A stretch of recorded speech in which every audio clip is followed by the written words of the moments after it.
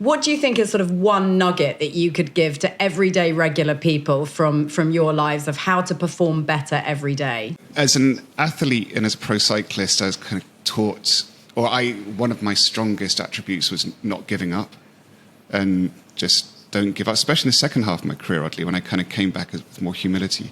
And I used to tell younger riders, it's like, don't give up. It's like, that's also what I guess they do say in an idealistic way regards young businesses, is it's not companies that die, it's entrepreneurs that give up. But actually, I'm not so sure. I think it's choosing your fights, and making sure you know when not to give up and when to give up. And give up has such negative connotations, so it might just be letting go rather than giving up. If there's something you love and that you believe in, don't give up. But if you don't love it, you might have to let it go. And so that's been probably my performance sort of tip and what I'm still trying to apply. I have learned, and more than anything else in my life from sort of Dave B, about, how do you get the best out of people? And I think my initial reaction was going to be the kind of, as much maligned and piss-takey as people are about marginal gains, there is something very, very powerful. And I believe fundamentally in, as a human being, thinking about how you can be a little bit better every day. You don't need to be exponentially better. You don't need to be 100% better. You just need to be a little bit better. And whether that's in managing your team or handling how you handle a phone call or how you deal with a meeting, you can improve all the time in tiny little areas, and those improvements will all add up. So that would probably be my initial response. But I also think that the big one here at Belstaff that I've kind of really, really used as a galvanizer is that when you're trying to perform at your very best, you need to be happy and you need to be enjoying it. And that finding a place where you get some joy out of the work.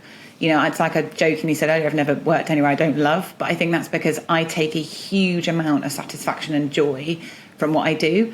And that makes it easy to have the late nights. It makes it easier to do the long hours. It makes it easy to put in, because I absolutely love it. And I think if you can find a place, even if you don't love the job, be joyful in the environment you're in, or find people that you love working with, or find one bit of your day that gives you real pleasure, because that for me, joy is such a big part of success and performance. When you see athletes who are really happy and they've got everything going on and they've got their family life sorted and they know exactly what their training plan is, and they're the guys that perform ultimately, because you fit all the pieces together and you get that.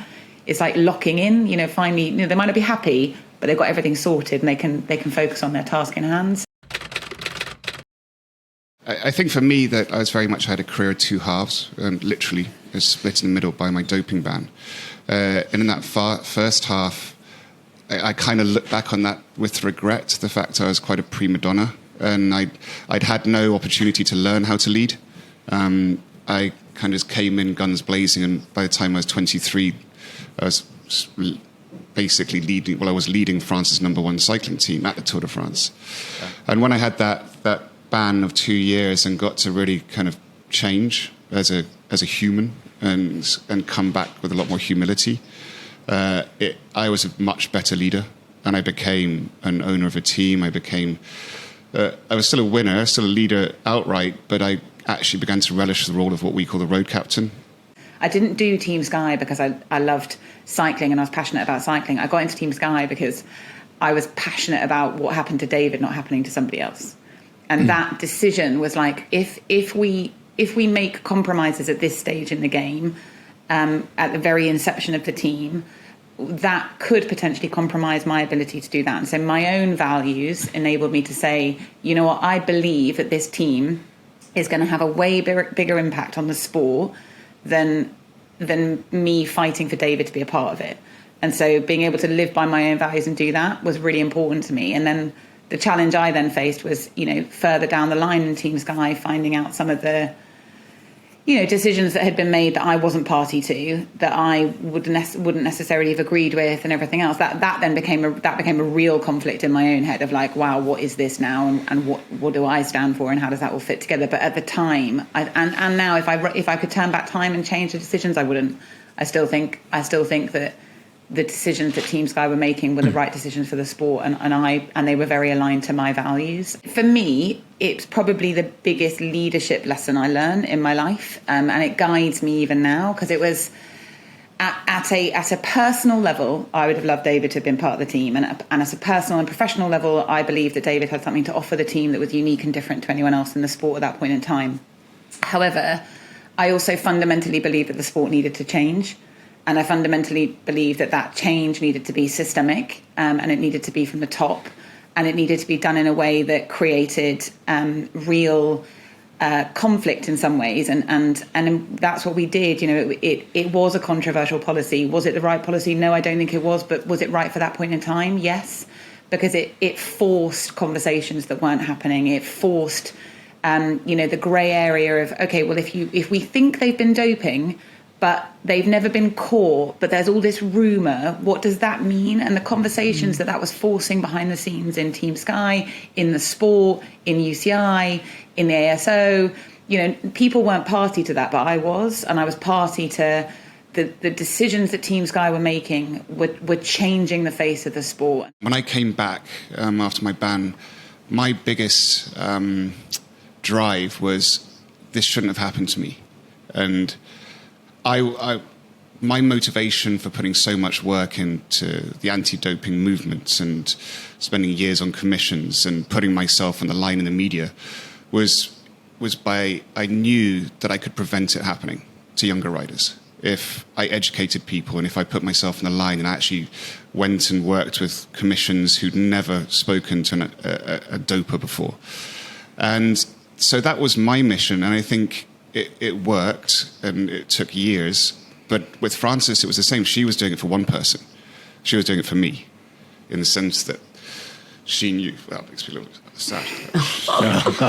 Yeah. How do you apply sport to big business? Because that's where you're at right now. I mean, David, you're doing it with your line as well. So how do you sort of apply that to a business brand like Belstaff? To be honest, that was the appeal of Belstaff. It wasn't actually so much for coming into fashion, because I've never really had any particular interest in fashion. It was the idea. I'd been in Team Sky for 12 years. I'd worked for Brailsford for most of my adult life. Actually, I've been in and around Dave, and I've learned so much. And I really wanted the opportunity to see if I could take all of that knowledge and lessons and learning and the stuff I've learned from Steve Peters and how do you build a winning team and apply it somewhere else. It's the bit of my job that I absolutely love. It's building. One of the first things I did was I created like a whole mission, and I got everyone branded sweatshirts. And I was like, I don't know how to do this other than doing it like we're a sports team. So you're all just going to have to come on that journey. And they're all on that journey, and we're in a really good place. And it's it's got the same challenges. I've got young people coming into their first job.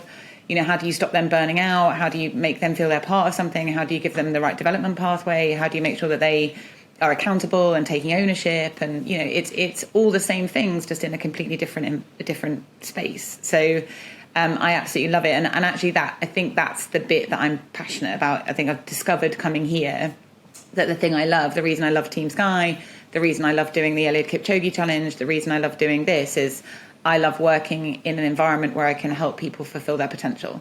That's the thing I'm good at. It's the thing I enjoy. It's the thing I'm passionate about. It's what I get out of bed for in the morning. So yeah, it's been great to come and do it. I absolutely love it here.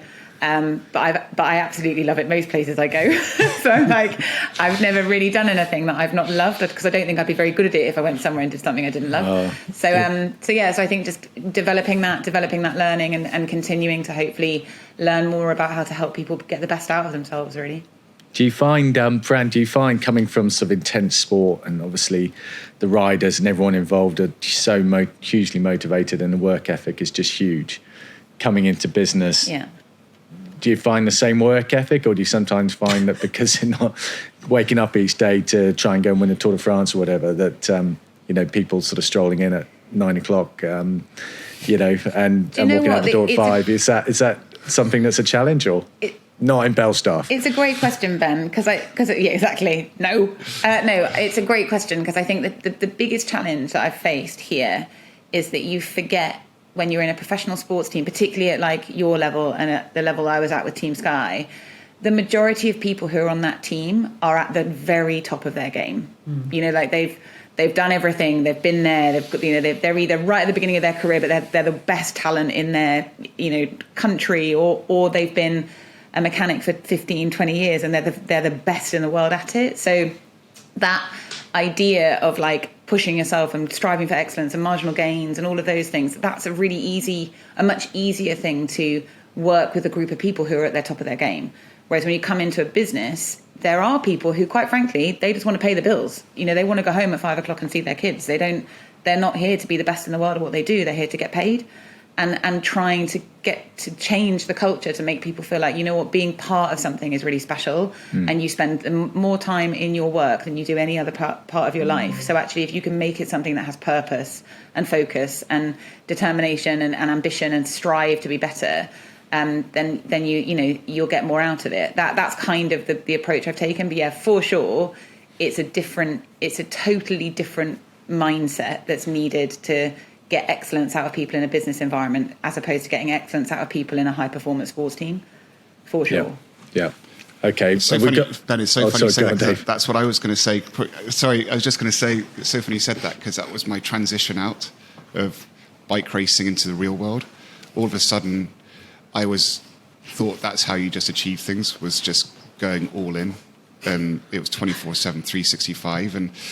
And actually, I was like, that's not how you do it, is it? That's not very effective unless you're kind of, as Fran said, at this very pinnacle and on this passion-driven project. And I've been learning a lot of Francis regards that. How do you transfer that kind of this thing that you and I have experienced, and what gave us success in the past was that singular drive and that kind of at times ruthlessness and selfishness, which is also quite a trait of elite athletes. But then actually transferring the good bits of that into, let me say, real-world application is not easy. And it's something that Francis has been helping me with Chapter 3, is kind of how do I kind of actually apply my core competencies into a business world. And it's not obvious. And it's been a very steep learning curve for me.